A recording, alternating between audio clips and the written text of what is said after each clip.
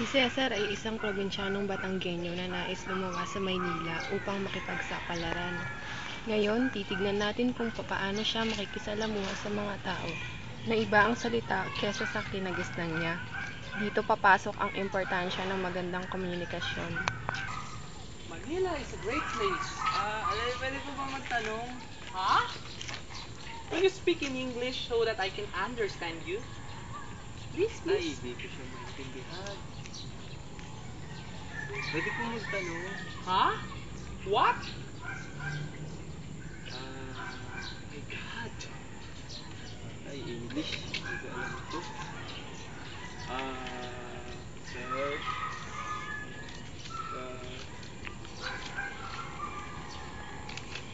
What's this? Oh my God, I really don't understand this. I'm wasting my time here. I will go now.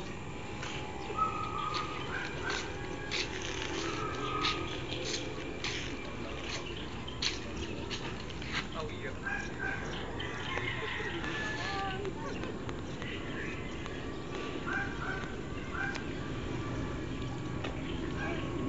Paano na ngayon ito?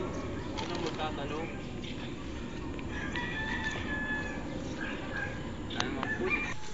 Di niya alam ang kanyang gagawin kung paano siya makikisalamuha sa ibang tao.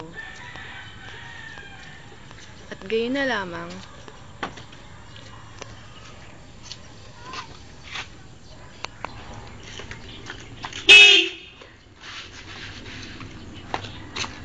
Ano ba? Hindi mo ba nakikita yan? No jaywalking? Hindi din yung tamang tawiran. Pasensya na kayo, sir. Hindi ako marunong magbasa. Halika nga dito.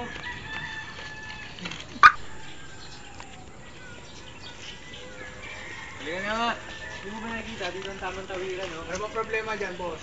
Ito kasi hindi tumatawid dun eh. Sa no jaywalking tumatawid eh. Hindi niya alam dito ang May tamang parusa po tawiran. tayo dapat. May parusa po tayo dyan kasi dito po ang tamang tawiran.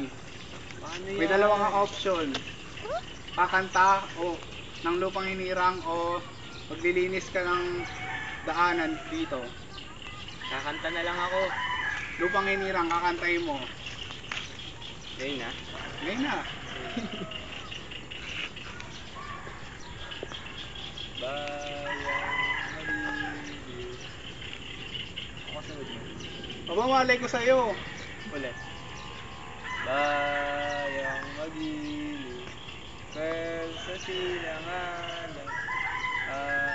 Pwede ba maglilinis na lang ako? Hindi ko kasi alam eh. Lilinisin mo dito hanggang doon. Ba't dito? Ang dami namang kalat dyan. Ganito ba dito? Kakanta ka na lang o maglilinis. Maglilinis. Maglilinis na ako. O ito. Ito gagamitin mo mula doon hanggang dito. Iba naman buhay dito sa Maynila. pinapakita ng palabas na ito ang pagkakaroon ng di-epektibong komunikasyon. Dahil sa pagkakaiba-iba ng salita, lahi at kinagasnan o kinalakihan na, mayroon din ng mga taong maling interpretasyon sa mga nakikitang karatula o kaya sadyang di maintindihan ang mga nakasulat. Ang sumusunod na tauhan. Si Jomar Lorica bilang pulis. Sumusunod ay si Glenn naman bilang foreigner. Tapos si Philip ay isang driver. Daing tauhan ay si Cesar Cabanilla bilang dominador.